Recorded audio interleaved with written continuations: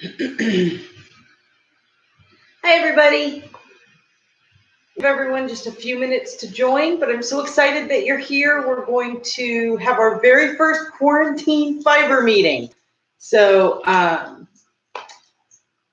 hopefully it's going to be fun. I'm a little bit nervous, but I'm so excited. So we will get started in just a few minutes. But until then, feel free to say hi in the chat. We'll be using that chat quite a bit today. If you are on your computer, you'll be able to chat. I'm not sure how to do it on mobile. I tried to do it on my phone and I couldn't do it. But hopefully there is a way, because I want to be able to talk to you guys. And I want this to be a fun group. So I am working on spinning this merino fiber that I got from Paradise Fibers. So that's what I'll be working on today. I'd love to know what you'll be working on at home as well. And oops, we're a little stuck in there.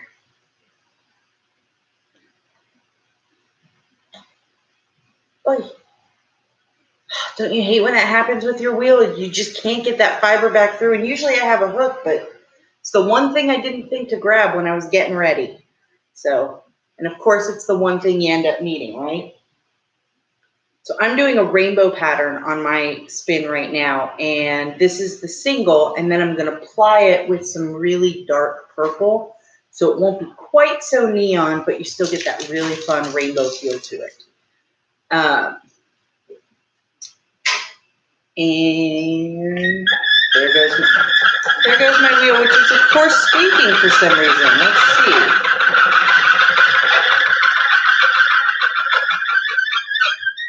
Not sure why it's doing that.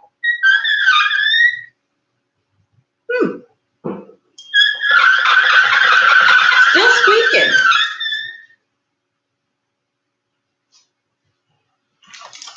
Okay. So we got a couple people on right now, and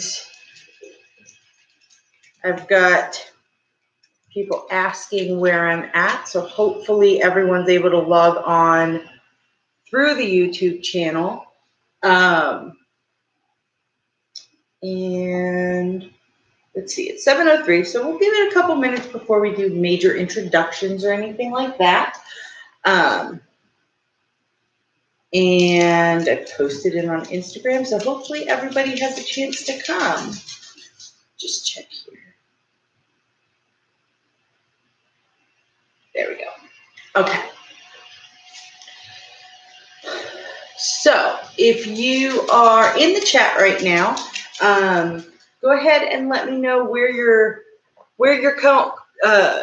meeting with us from, and welcome to my house. We're going to have a really good time.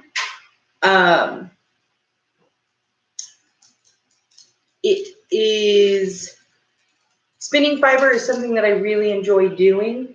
It's not where I started in fiber. I think like most people, I started with crochet. Some people start with knitting. I started with crochet and I went on to do drop spinning, which was so fun. I was so excited doing it, but I was so bad at it. And I was so happy when I got my very first wheel and I was able to do spinning on a wheel, because I find it a lot easier when my wheel is not squeaking like crazy for some inexplicable reason, probably because I want people to be able to hear me. I spin on a Louette S10. It's not my first wheel, but I got this wheel from the, what is going on here? I got my wheel from a gentleman at the Guild.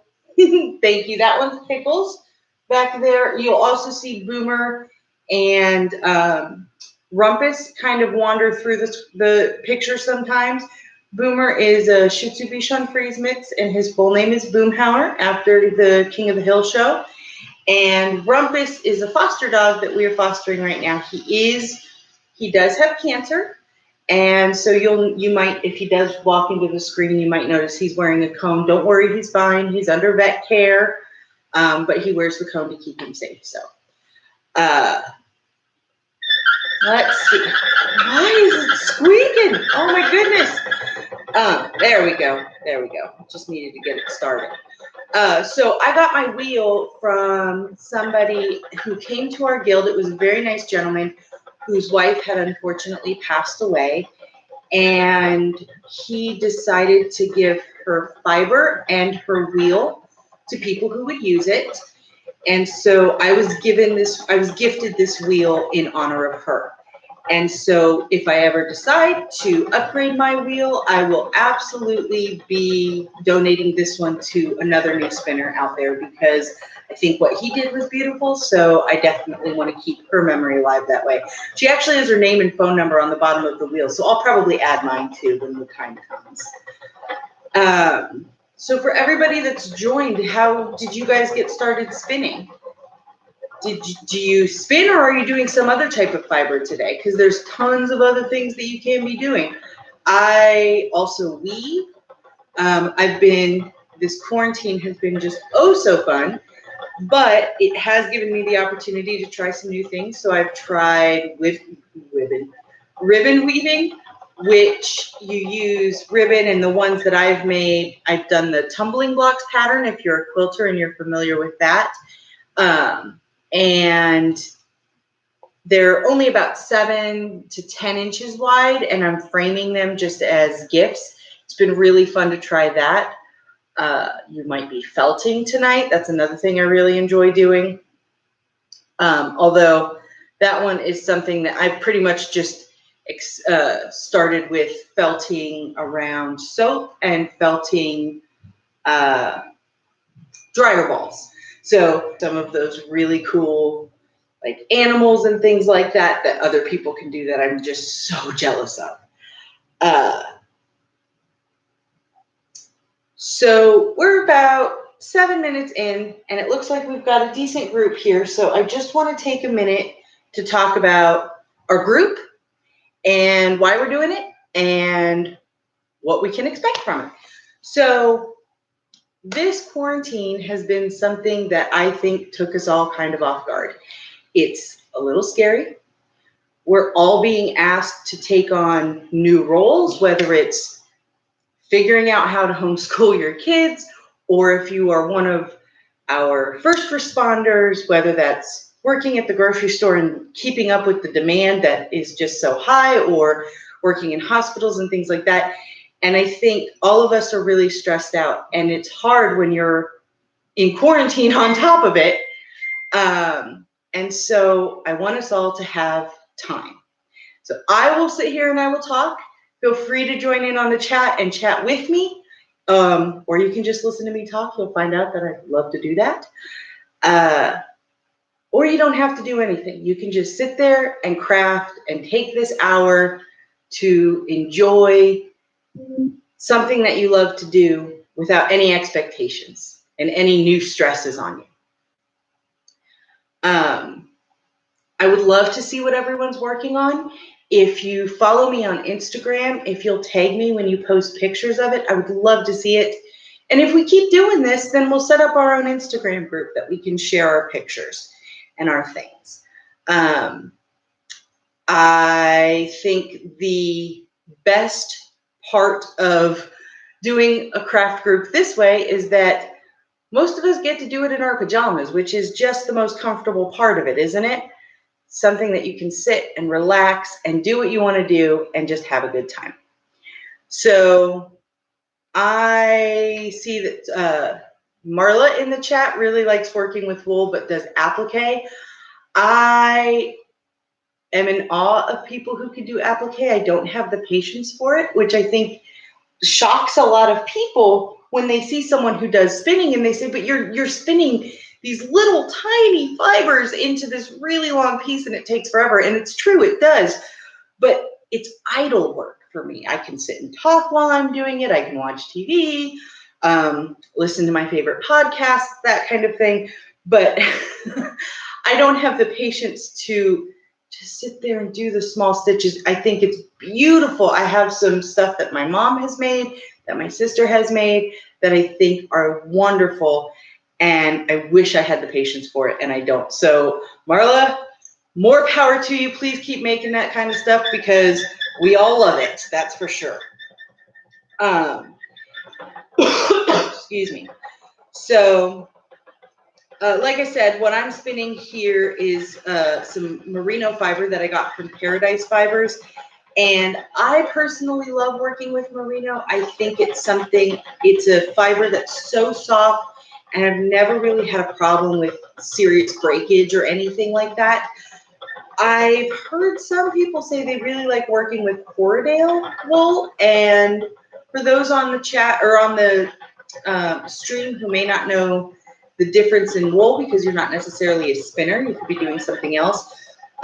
When we talk about merino or Corriedale or any other, we're talking about the breed of sheep, the name of the sheep that the wool comes from.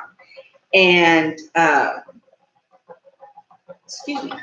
And merino wool comes from merino sheep, and it's very soft. It's very fine. The finer the wool is, the easier it is to spin. I love merino. I know people who swear by Corriedale. I don't like working with Corriedale personally. I do like BFL, which is, and I'm going to say this wrong because I always do, blue face Leicester wool. And BFL is one of my other big time favorites to spin. But this one I'm doing in this rainbow pattern because I've been on a huge rainbow kick lately. I don't know why.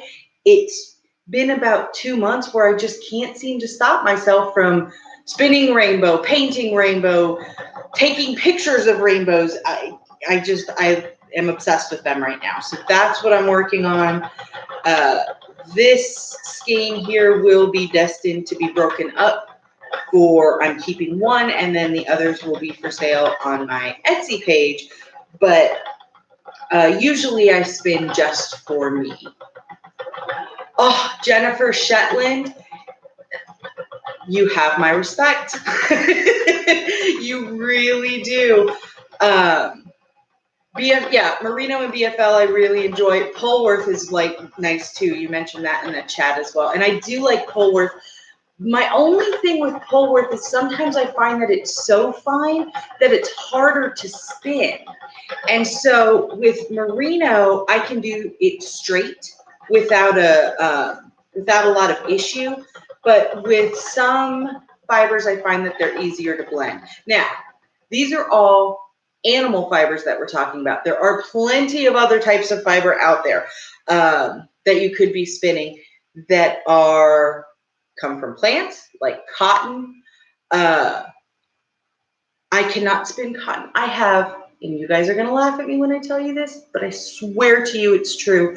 I have 17 pounds of organic cotton upstairs in my house right now that I was so excited. I was like, oh my gosh, I am going to spin yards and yards, enough to weave a shawl and matching everything. And I started spinning it, and it was just bad. Oh, it was so bad. I think I'm going to have to blend it with something because the fibers are just so short that it was going onto my bobbin, and then as soon as I stopped spinning, the whole thing would just go and fall apart. So that's on my list of things to become better at doing than I am right now, because cotton, and this cotton that I got it from a local artist who did an art piece for a movie set or something like that. And they had worked with cotton, and this was their leftover, this 17 pounds. And so I inherited it from them, and it's absolutely beautiful fiber, but just 17 pounds. It's going to take me the rest of my lifetime to get through it. I'm not even joking. What about anyone else out there? What other things do you like to spin, or what other crafts are you working on? If you're not a spinner, you're still welcome here. Are you maybe felting or weaving. I weave also. I have a Kromsky loom that I weave on that I really like. Wool applique. There's another. Okay, Aviva Joy and Marla, you guys need to get together and work on that applique together.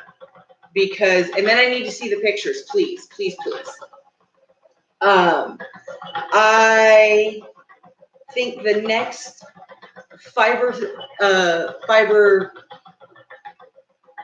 thing that I'm going to try to do, fiber craft that I'm going to try to do, is taking the ribbon weaving that I've been doing to a bigger scale, because I like the small projects that I've come up with, but I want to know if I can make it work for something larger, like something on my loom, which my loom is 32 inches. Yeah, 32 inches wide. So I'll be curious to see if it works out. I don't know about anyone else today. I'm in Texas, and we have had some wonderful spring rain over the past 2 weeks. And it's lovely because everything is growing, but it also means that my yard is growing like the giant weed that it is. And everything is so wet and gloomy, kind of gloomy. And I am so excited because the sun's supposed to peek out tomorrow, and probably means I'll be mowing the lawn in the afternoon. But before that, I plan on going outside and doing some spinning outside and just enjoying that sun for a minute, because it's warm and nice out and just very pleasant compared to what we've seen, the gloomy weather the past couple weeks. Oh yeah, Marla, I could absolutely do weaving next time. And that was something else I was going to mention too. And I'm glad that you mentioned that, because I know that not all of us do just one craft or one thing, and that's fine. You could work on something today. You could be working on spinning a skein today, and tomorrow you could be working on weaving or felting. Well, we're not meeting tomorrow, but I am going to do some other meetings. So you can do something different, and I'll definitely be doing different things. I might do the ribbon weaving in one, just because I think it's something that a lot of people haven't seen before. It's fun, and it's pretty speedy compared to weaving, or like regular weaving, or spinning on the wheel. So that is one other thing that I wanted to mention. I do think the next meeting I'm going to do will be in the middle of the day, probably on Wednesday, because I have gotten some people who are mentioned that they're interested in joining, but maybe can't come in the afternoons or evenings. So I'm going to do that. You guys don't have to come to every single one. Come when you can. The idea is just to have time to enjoy together. So do not feel obligated. Oh, this is becoming such a hassle to join. Yeah, you don't have to do that. Because we've got no obligations here. That's kind of the whole point. And there we go. Sorry about that. So when I started weaving, like I mentioned before, spinning, sorry. I was spinning on a drop spindle, and I lived in Maryland at the time. And I happened to go with my sister, who was visiting me, to this wool shop, and they happened to mention that there's this wool festival in Frederick, and I should go check it out. It would be fun. I'd probably like it, because I was doing the drop spinning and I crocheted. Turns out it was the Maryland Sheep and Wool Festival, second biggest festival in the world. In the country. It's been canceled this year because of what's going on, but if you ever have a chance to go. It will, and I'm warning you now, spoil you forever on other craft shows. Wool shows, because it's huge. It takes up an entire fairground. They have live shearing. They have sheep to shawl, of course, and they have tons and tons of stalls of vendors, like hundreds of vendors. They had an auction. They had some local wheel makers there, and that's actually where I bought my first wheel. It was so much fun. But it's kind of what started all of this because I bought my first wheel at that show and I saw what wool festivals look like. And so when I moved to Texas, or moved back to Texas, I should say, and I went with a friend to a local fiber show, I was disappointed and I felt so bad. But I was expecting this big spectacle because that was the only experience that I had with it, was this huge acres and acres, stall after stall after stall of raw fiber, treated fiber, dyed fiber, every sheet that you could think of. It seemed like competitions going everywhere, auctioneers just shouting. And I went to this one and it was a beautiful show and I got some beautiful fiber while I was there. But I was just like, oh, okay, where's the rest of it? And my friend was like, what are you talking about? I felt so bad. Oh my gosh, I felt so bad. It's not even funny. But attending those type of events is always really fun for me because you get to see so many different, the first wool I bought was at that festival and it was Jacob's wool, which was very fun to spin, but not one of my favorite spin fibers to go, one of my go-to fibers because Jacob's wool is very coarse, I find. But it was so beautiful and I remember just looking at it and going, oh my gosh, I could turn this into something. Like it doesn't just stay like this. And now I love doing bright colors and I love doing Navajo plying, and I've done some chain ply, some 4-ply, and a couple different ones. Is there anyone on who's done a beehive before? Because that is on my list of things that I have to learn how to do. And so far, my attempts have been, let's just say, disappointing. So if you are on and you've done a beehive before and you can give me some guidance on that, I would love, love, love to see what you have because I'm lost. I want to do it so bad. I think they're beautiful. But yeah. Now, something else that I do like to do is I like to spin very thin, and you should be able to see it on the camera. I think you can see kind of what I have going in there. But I always tend to spin on the finer side, and so I took about a month late last year and forced myself to spin thicker just to see if I could get it to work, get my fingers to do what they needed to do. And I was able to get thicker, but I could never get past Aran weight because it was just hard for me. I spent so much time trying to make thin, even spins, thinking that that was what I needed to achieve, and not realizing that that certainly was not a requirement. That now I have a lot of trouble going back and spinning thicker. But I go back and I look at my original spins and think, if only I'd known at the time that I didn't have to keep working to get thin. This was good. Which is kind of different from how we feel in our day-to-day, right? We try and all work to lose weight and count those calories, and when it comes to wool, sometimes you're looking for something that's just a little bit hardier. So, yeah, I do like to spin very thin though, and then my yarns will usually come out somewhere between light fingering and fingering, and I've used them on a couple projects over the years, and I enjoy working with that weight yarn anyway, so it works out well for me. Jennifer asked how I'm going to ply the rainbow. So this one I'm actually just going to do a basic ply with, and it's going to end up being 2-ply. And I have, hopefully you guys will be able to see this.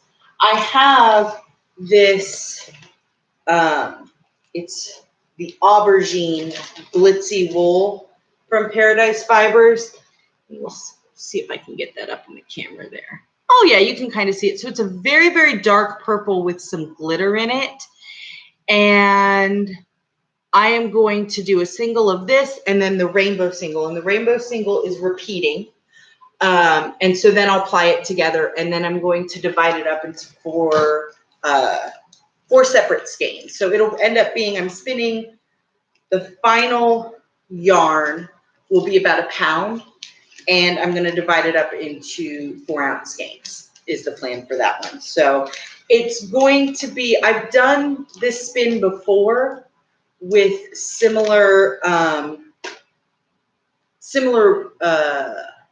base color. This is the first time I've used the aubergine, but I like the way it kind of tones down the rainbow without causing you to lose the rainbow. And exactly, Jennifer, not lace weight, not lace weight. Yeah.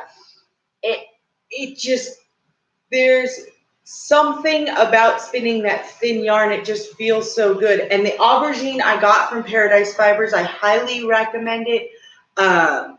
Anytime I'm going for solids or bulk buys, I will usually buy from them because I like their pricing, and they have the fiber that I've spun from there has always been very good quality. This one is really pretty, and I hope it came out in the camera.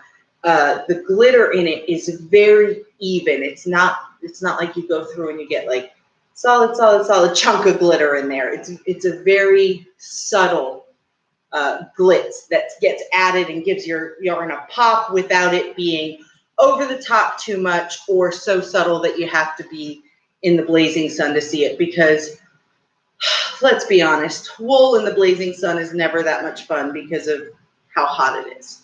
At least if you're us and in Texas and it's 115 degrees and blazing hot sun and no rain in sight, wool is not always the thing that you want to deal with. So, but yeah, the aubergine is really, really pretty. I'm super excited to see how it ends up coming out when I finish it off. I think it'll be similar to the ones that I've done before, but it's a much darker, much more subtle purple than I've used in the past. So we'll see what happens. And I will post pictures of it so you guys will see the final product too. When I finish it, this one is taking me longer than I had hoped. My husband, Chris, was out of town for a while a couple weeks ago, and I was like, oh, I'm going to do this whole spin while he's gone, and he'll come back and I'll have it all done and off my plate. Yeah, that didn't happen. I get distracted so easily. I started doing the ribbon weaving, and I started doing some painting, and now I'm back to this. So it will get done eventually, though. What? My computer is sending me a message. Hang on. There we go.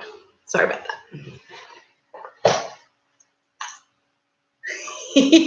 Oh, you do beading, Jennifer? So Jennifer said that she adds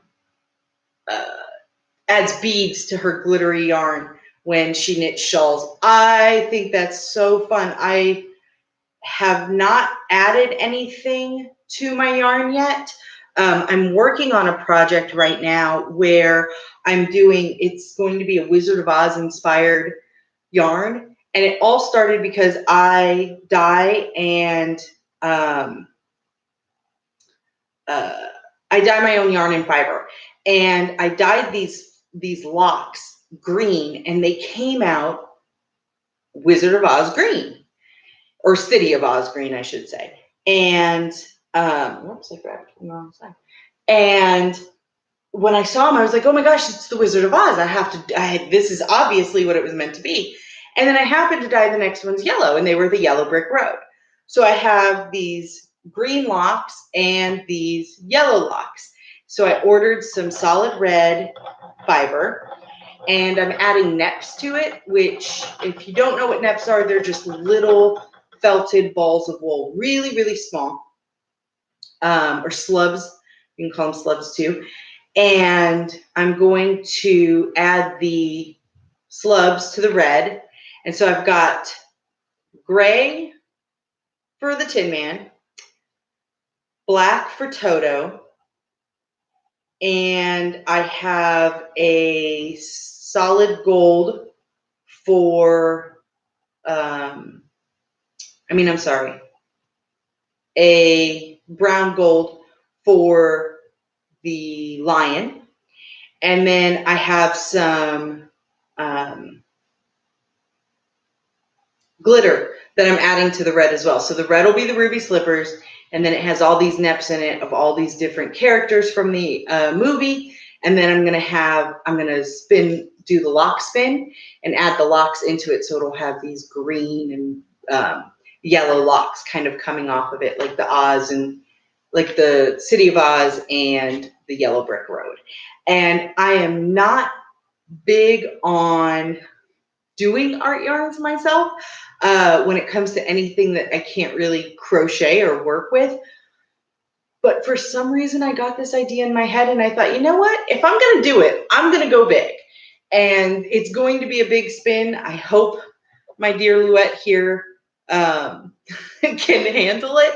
But I'm really excited to see how it comes out. It's something that I've been planning for a while because I had to get the perfect colored neps and I had to get the red fiber, which is a Corriedale actually, even though I just said I don't really like spinning Corriedale, and get it all together. And then I have a drum carder, and I started working with the red to add the Angelina and the neps to it, and I'm going to spin it as bats, so it'll come as bats when I start spinning. But that's a bigger project that I'm working on. I do enjoy looking at art yarns. I think they're beautiful, but working with them is really hard for me. So this is going to be a whole new kettle of fish. And that's one of the reasons why I like fiber so much, because there's so much that you can do with it. You can do basic. I'm going to go to Joann's. I'm going to get myself a skein of yarn, and I'm going to teach myself how to knit or teach myself how to crochet. And you can do that forever if you want to, and enjoy it and be a fiber artist working with working as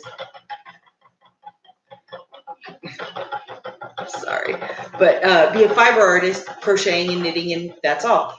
Or you can start to build on it. And I just keep finding new things to do, and so I just keep trying them. Some of them I like, and some of them I don't. Like I said, I do dye my own fiber, and that's something I absolutely love doing because I get to just express my love for color, and all of my yarns are very, very bright and kind of stand out, which I enjoy when they come out and you tried something new and it worked. And sometimes they don't work and they're ugly, and then it's called glazing. I just drop them in a big vat of black dye and pull it out real quick and see what happens to it. And I figure worst case scenario, it's wool. So if I have to, I'll just make dryer balls with whatever my cast offs are. I do really like seeing what everybody else does, though, because there's nothing more inspiring than discovering that there's another type of fiber out there that you haven't tried, whether it's the breed of fiber or the type of art that you're doing it with. And B, there's nothing more inspiring than seeing the creativity of other people. So I love just kind of getting lost on Instagram, looking at people's pictures, getting lost on YouTube, watching people's videos. There's some really good ones out there. I love Chemnitz. When it comes to dyeing, her dyes are beautiful. She's so creative, and she comes up with ideas that make me go, really? You just dyed with Gatorade? you had that thought and made it work? I'm impressed, you know? Well, come back again, Jennifer. Thank you so much for joining. And I will be posting on Instagram with the next date and time. So I hope you come back. But I just absolutely love spinning and finding different ways to use fiber. So my mom and my sister, they do not crochet or knit or spin or any of those things, but they use wool for hand embroidery and applique. And so one time they came to Maryland when I was living there, because they both live in Texas, and we went to the thrift shops and bought the wool jackets that you don't really find in Texas because, again, it's really hot here. And they took them home and cut them up and felted them and made gorgeous projects with them. And I was just so impressed because at that point I'd never even heard of doing anything like that. And it just goes to show how big the fiber arts are.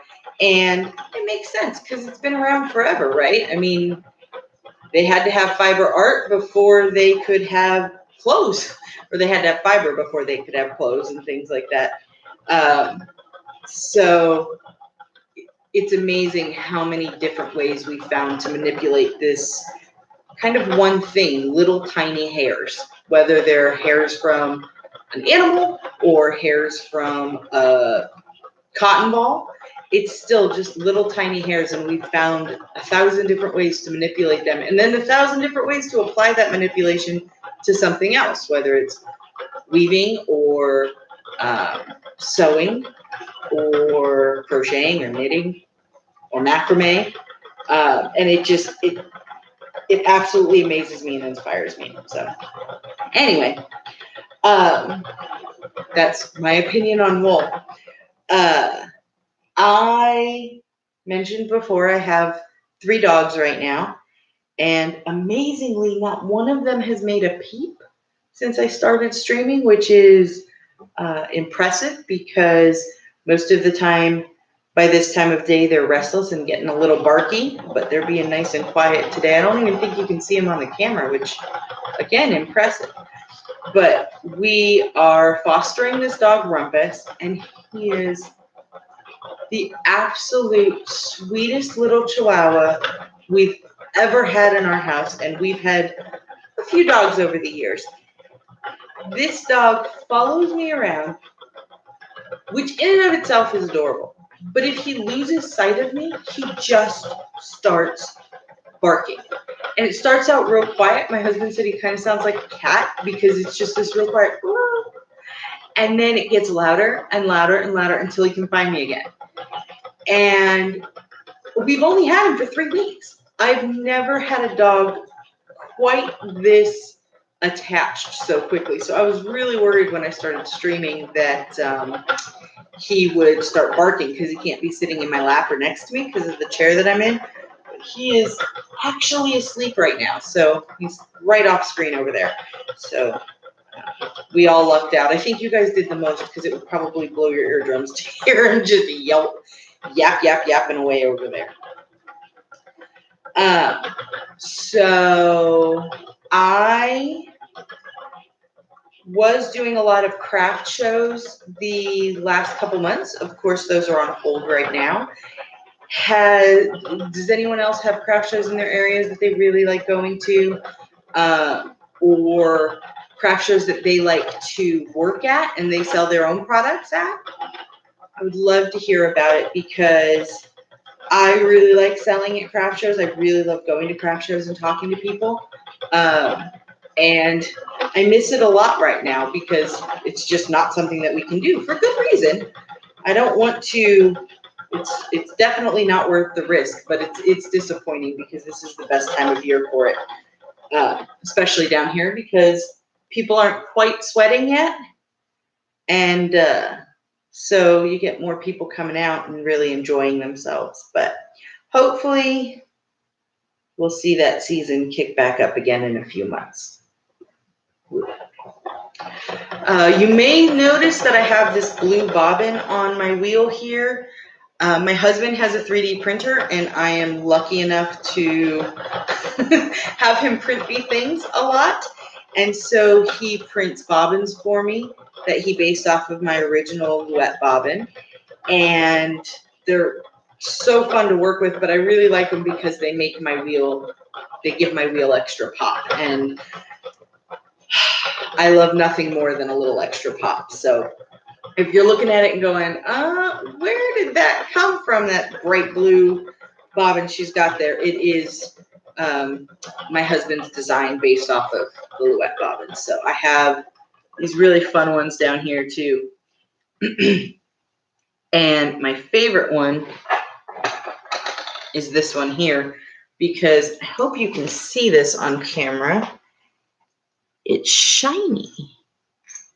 It's a shiny purple plastic that's used to print the bobbin. And so it, from far away, and if you don't touch it, it almost looks like a purple metal until you get up close and realize that it's plastic, obviously. But they're really fun to use and just a unique way to add some flair to your wheel. I've seen some fun wheels out there. I've seen people who have painted the wheel or added things to the back and that kind of thing. And they all look really fun, but I'm always afraid that I will mess up the balance because I love the balance of my wheel. I think it's perfect. And so I'm scared to paint it or mess with it in any way. And instead I just have the bobbins and my drive band. I don't know if it'll show up on camera, but my drive band is purple too. That was a gift from my dad this past holiday season. And I was like, this is what I want. And he got it for me. And I got so excited. I was like, oh, I got it. And someone asked him, what did you buy her? He said, I don't know. Because he had no idea what it was, but I was just over the moon excited. So I had mentioned earlier that I like working with merino because of how fine the fiber is and the staple length. And it's true, the staple length on it is really nice. But one thing that I have noticed working with longer fibered wool, like Teeswater, or what was the other one that I spun? I can't remember the name of it off the top of my head. I really enjoy working with those, but I always find them to be a little bit plasticky in feel. And so the merino, the thing that I like the most about it is it has just enough grip on it that it doesn't slip right through my fingers, but it also feels very natural. Almost not quite as fine as a cotton, of course, but it's fine enough that it's got this airiness to it that I really enjoy spinning. But I've tried Teeswater before, and I don't know if I overspun it, but it just came out feeling kind of artificial, and I was very disappointed because I was so excited for the Teeswater. Oh, Marla, you're making face masks to donate? That is amazing. I think that that's wonderful. I wish, let me tell you, my mom really wishes I would learn how to sew, and most of the time I don't wish that I knew how to sew because it would drive me bananas, but I really wish I knew how to sew right now so I could do the face mask. So anyone that's out there doing that, I think that's wonderful. I've seen on Nextdoor people asking for them that are in high-risk groups. I've seen some articles online of people asking for them, so I think that's amazing. And I am very lucky to get to jazz up my wheel. I'm very lucky that my husband understands 3D printing, to be honest with you, because anyone can hit print, but to be able to do the design, you have to work in a program that's kind of like CAD, and be able to think in 3 dimensions and kind of work in 2, and it's beyond my comprehension, but I'm very lucky to have someone in my life who comprehends it because I get all kinds of really cool stuff. I don't know if you can see right in the back corner of the screen there, it looks like a lampshade. That is a lampshade that he printed on the wheel as well, and the base is a base that I painted. But yeah, I luck out because I get really cool stuff, and I don't have to do any work for it. I just have to wait for him to finish it. So 3D printing is neat because sometimes you're like, I need a funnel. I need a funnel and I don't have one. This actually happened. He went upstairs, he printed me a funnel. I had it in an hour. It was great. So I really appreciate what he does. Excuse me. I am going to, so I've gotten through so much. See, this is why we need our groups, because this is more spinning than I've gotten done all week. because I have this bad habit of getting distracted when I spin, and then I go, oh, I should go do the dishes. Oh, I should go put that little laundry in. Oh, I should. And I find that I spend more time taking a break from spinning than I do actually spinning. So thank you for coming out and listening to me prattle, because I've gotten through so much. I'm making real progress here. Yeah, through everything that I had laid out. There we go. Okay. I always hate when I do the changes, because I try and make the change subtle and not just go from one to the other. And so it's more stressful for me than the rest of the spin, I guess, is the easiest way to put it. So let's see, what else can we talk about? Oh my goodness. I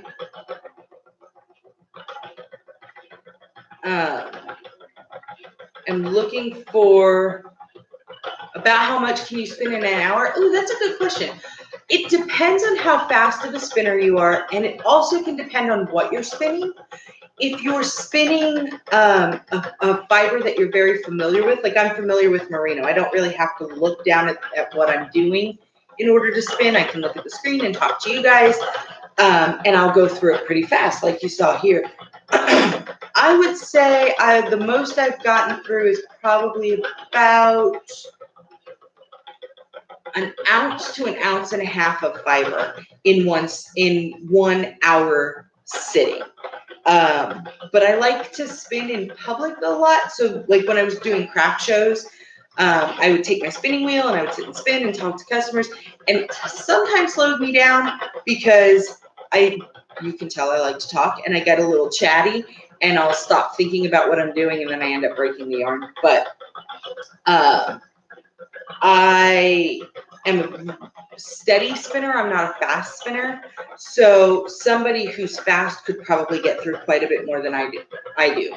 Also, if you're spinning chunkier, it's going to go by a lot faster as well, because a chunky yarn takes up more fiber. So if you have 4 ounces of fiber and you spin it as thin as I'm spinning here, which I hope you can see that on the camera, that's going to take longer to do. If you have a chunkier fiber, I've seen someone spin 4 ounces in 5 minutes, 6 minutes before, but the yarn that came out of it was about that thick. So it was a very, very ultra bulky yarn, but it can be done. So depends on what you're working with. I like the speed that I spin at. I can't spin slow because I tend to get bored, and I can't spin super fast or I make mistakes and I end up with a really slubby yarn. So I call it my little Goldilocks speed, and I like where I spin at, but I have to be careful, because when I try a new fiber or a new spin technique, I will tend to try and go at my regular speed, and I find that that's how you end up overspinning or having a lot of breaks in the yarn, because you're trying to do 2 things at once. You're trying to learn something and do something you're familiar with. So I always have to tell myself, slow down. Let's just slow that foot down. And sometimes if it's a new fiber and I find, oh, this is the perfect speed, I'll try and think of a song that kind of matches the beat. And then I just remind myself, okay, the next time I spin merino, I have to listen to The Killers, because that worked out really well for this spin. And it'll get you in a better rhythm. And then eventually you have the muscle memory to know how to spin the different fiber that you've chosen. But that's one good way to do it, to kind of keep pace. Another thing that I do, and I highly recommend, is listen to your wheel. My wheel gets louder the faster I spin. And so if I realize that I'm having to talk over my wheel, or that my wheel is kind of covering up the sound of whatever I happen to be listening to, or breaking into what I'm trying to listen to, then I realize that I'm spinning too fast. And because most of what I spin is merino. And so I realize, oh, I'm spinning too fast because my wheel just gets too loud. So it's important to kind of be in tune with the with your wheel, everybody's wheel sounds a little bit different. Everybody's wheel has a few different quirks on it, whether it's a Louet or an Ashford. Doesn't really matter what you're spinning on. It's going to be slightly different than every other wheel that you spin on somehow. Which, just FYI, for those spinners out there, I did see an email today from Paradise Fibers that Ashford is going to be shutting down for a while as a result of the shelter-in-place orders and things like that are happening around the world. So, if you want an Ashford wheel, make sure that you're placing those orders now, or any Ashford equipment, because it looks like they're going to stop shipping for a while. So we may see a shortage of their products on the market until this all clears up. I have spun on Ashfords before. I've spun on the traditional Ashford.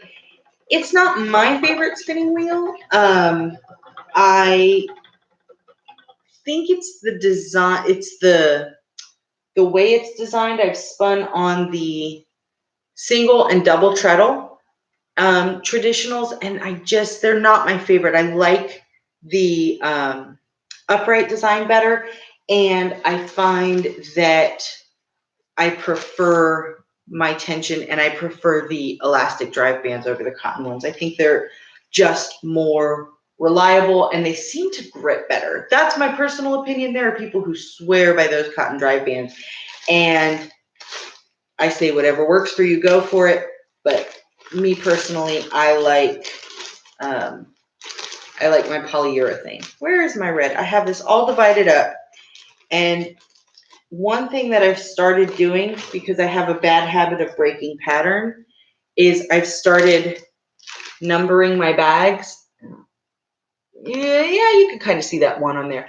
I've started numbering them, and so I put the colors in order so that I can remember what order they are from spinning session to spinning session and not make mistakes, because I just finished a spin that I love of Autumn Colors, and I love the way it came out, but I had done like a third of it, and I walked away, and I didn't get back to it for about a week.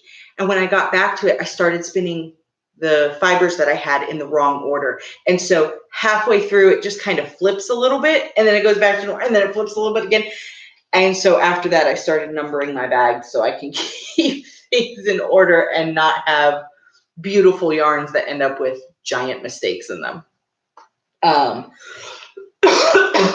Sorry, excuse me. So that's why I have these in these bags like this, because it ended up being, this bobbin here is going to be 8 ounces of fiber, and it was 1.25 ounces of each of the colors that I had, and I broke it up into broke each color up into 32 pieces. So what's going to happen with this yarn when it's completed is it'll have 32 repeats of the rainbow that I have. And then, like I mentioned earlier, I'll break it up into 4 skeins. So each one will have about 8 repeats of the rainbow in it.